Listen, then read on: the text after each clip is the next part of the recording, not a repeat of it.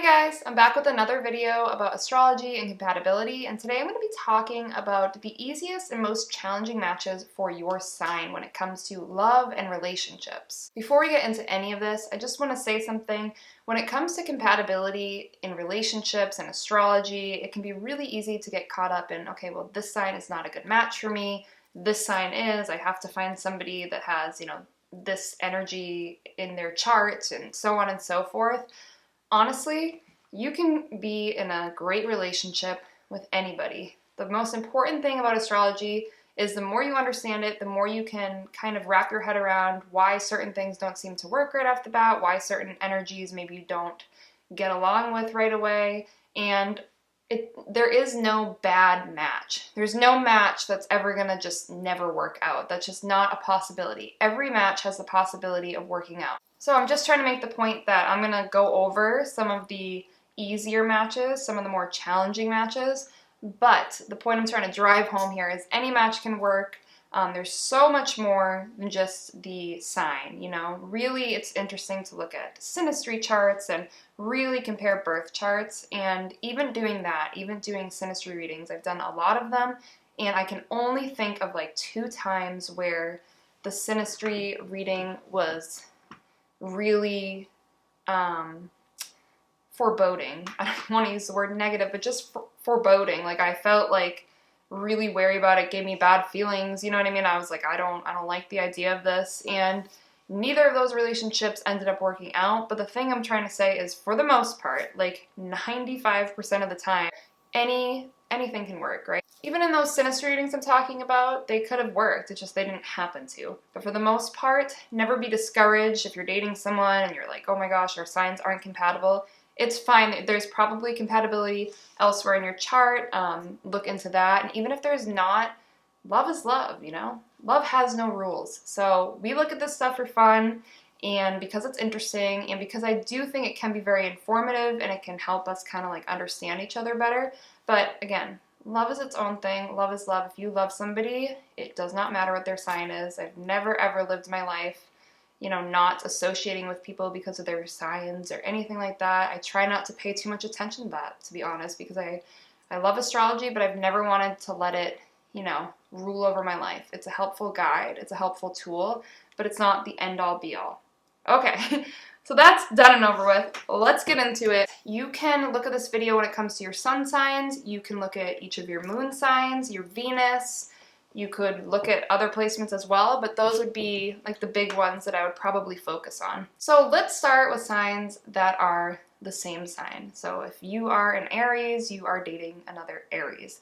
That would be a conjunction. I mean, technically a conjunction can take place in 2 separate signs, but for the purpose of this video and for the purpose of compatibility between just the signs and not like technical aspects within a birth chart, the conjunction would be signs in the same sign. Obviously, technical aspects could be a little bit different, but when we're talking about just how the signs work together, this works. So the same sign energy, right? When planets or placements are conjunct, they're like right next to each other, right? So they're like right there, but they can't really get a full grasp of each other because they are so close. So when you have a sign that is the same as yours, like I'm a Capricorn, so if somebody else was a Capricorn, sometimes you have a hard time seeing each other fully. It could be difficult to get a full understanding of each other because it's often difficult to get a full understanding of ourselves. I feel like that's one of the hardest things to do. So trying to be with somebody in that same sign energy, it could work really well. It can feel really good, like conjunction, like you work together. There is a good combination there. It's just sometimes it can be challenging to truly like take the blinders off and see this other person. So is it a good match? Yes, but does it have its difficulties? Of course. But I would say it is a little bit easier. It can be tricky. So let's move on to signs that are one sign apart. So for instance, if you have Aries, this would be a Taurus or a Pisces, right? So that one sign apart energy, there's just so much difference there, because let's take that Aries, right? That fire sign, then you have an earth sign or a water sign. Both of those elements are incompatible elements, right? Because fire is compatible with air and water is compatible with earth. So when you take the signs that are one sign apart, there could be, it's just kind of awkward. Like you don't fully understand each other. It just feels almost like a bit foreign, you know what I'm saying? You know, you don't quite understand each other. It's just a lot of differences. Like you're very different sign energy, and it could be a bit uncomfortable, awkward like I mentioned. It feels like almost like you're just two different species at times, but it can work. There will be a bit of a tension between these signs, and again, there could just be well, I don't really understand where you're coming from, I don't understand where you're coming from, but at the end of the day, really what it needs is just a need for more understanding, and the more that you understand each other, the better this combination can work. So, you know, the more you're willing to learn about your partner, or the more open-minded you are, and stuff along those lines can really help the situation. And the other thing too is, yes, it could be awkward and tension, but it could also be very exciting because it's just so new and different. So technically, it's one of the harder aspects between signs for compatibility, but I think personally it can be exciting. Like I'm a Capricorn, so Sagittarius and Aquarius. I've had a lot of good relationships with Sagittarius and Aquarius, right? So because I have, everyone else will too. No, I'm just kidding. But there is like a bit of like the unknown there. Like, oh, I don't really know you. Like, what's your world about? This is my world. Like, can I come in? Oh, it's a little weird, but oh, it's kind of cool. Like that kind of vibe. So now we're gonna go to two signs apart. So again, let's jump back to the Aries. This would be Aries with a Gemini or Aries with an Aquarius. So here we have compatible elements, right? So we have fire and air, fire and air. Now, again, this is obviously do this with every sign, right? So for Taurus, it would be Pisces, and it would be it would be Cancer. So water and earth, right? So when you have these two signs apart, it's a sextile, right, between signs.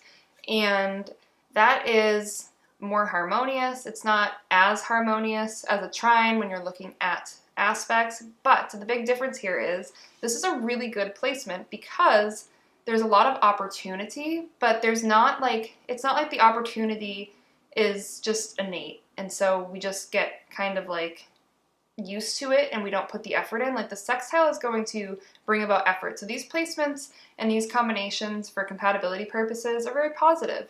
Not to say that they're always going to work out, not to say that it's always going to be super easy, but when looking at it from this compatibility aspect, these are generally more favorable positions. But you're going to work with each other. There's going to be an understanding, but there's going to be differences as well that kind of like keep things exciting.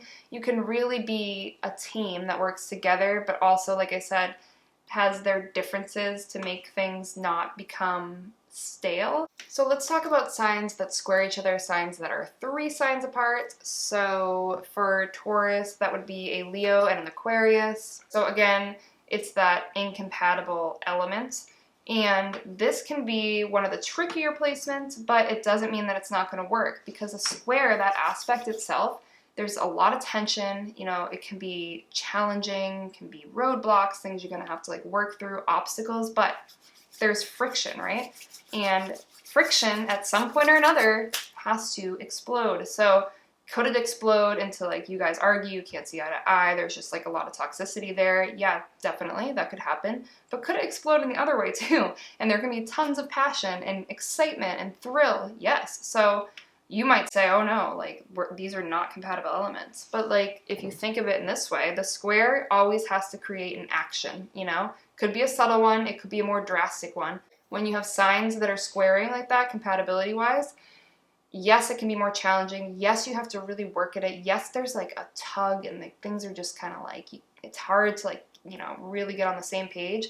But it can be exciting, and there can be a lot of passion there and a lot of love, and they really could end up being good matches. Signs that are 4 signs apart are signs that trine, so signs that are in the same elements. So for Taurus, that would be Virgo, or it would be Capricorn. For Aquarius, that would be Libra, and it would also be Gemini. So you know, it's like that sign energy that's in the same element.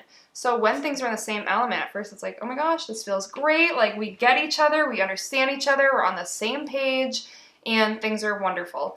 And then you're like so used to things being wonderful because you just immediately, you know, hit it off, that you kind of forget that you're supposed to like still put a little bit of effort in. So yes, trines are always looked at as like the best aspect and such, and when we're looking at it just strictly between signs, people think, well, immediately that's got to be like the best match. I'm, a Virgo, so I'm going to do wonderful with a Capricorn. Well, it's not always the case because things can get a bit stale. When you're so comfortable, you can get too comfortable and that passion can kind of lack in those areas. Now, of course, that's always something that can be worked on with all of these different placements. That's something that can be worked on. And technically it is a more favorable one. But between the sextile and the trine, the planets that are sextiling are actually technically a better match. So then we move on to signs that are 5 signs apart. It would be called a quincunx, or however you say that. Some of these astrology words are very hard to pronounce, so I apologize. So for Taurus, that would be like Libra and Sagittarius. And again, you can just like count between your signs to see, or maybe I'll list them below to help you out. But this is a weird combination because the elements aren't compatible, right? But there can be a lot of karma related to signs that are 5 signs apart. There can be a lot of like mystique, and yeah, you don't really understand each other, but you're kind of intrigued. And you have nothing in common, but it's kind of hot, Like there can be, yeah, you might not work out at all. You might just be like, no, this isn't happening. Like we don't get each other, whatever. But at the same time, there can be like a lot of like you can feel a connection with this distance and not really know why. And it can be exciting, right? I feel like these are kind of like some of the more exciting compatibility placements. Yes, it can be looked at like slightly negatively, but I personally think that these connections between people can be pretty exciting and almost feel like they're fated. So then we move on to 6 signs apart, which is your opposite sign. So Aries, Libra, Taurus, Scorpio, Gemini and Sagittarius, Cancer and Capricorn, Leo and Aquarius, Virgo and Pisces.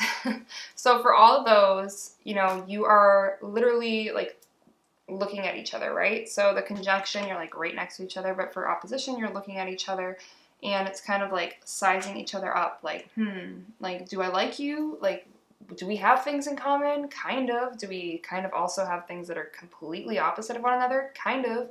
And it's just like do opposites attract? Yes, sometimes. There can be a definite push and pull there between like recognizing qualities of yourself in the other person while also distancing yourself from qualities that you're not really interested in. And there can be a tension there, but there's not necessarily that tension that's going to create that like boom explosion like a square would, like we talked about earlier.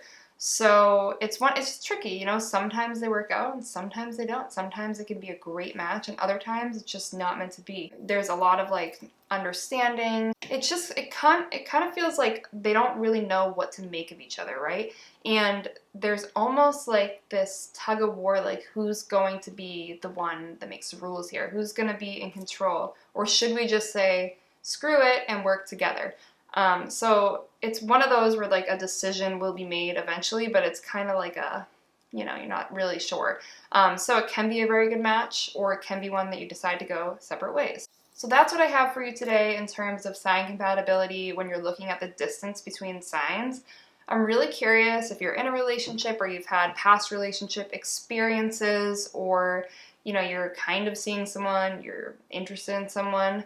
What is your sign difference? Does it match up? Is it technically considered favorable or challenging? Either way, it can always work out. Just remember that. So let me know in the comments down below, and I will see you in my next video. Have a good day or night.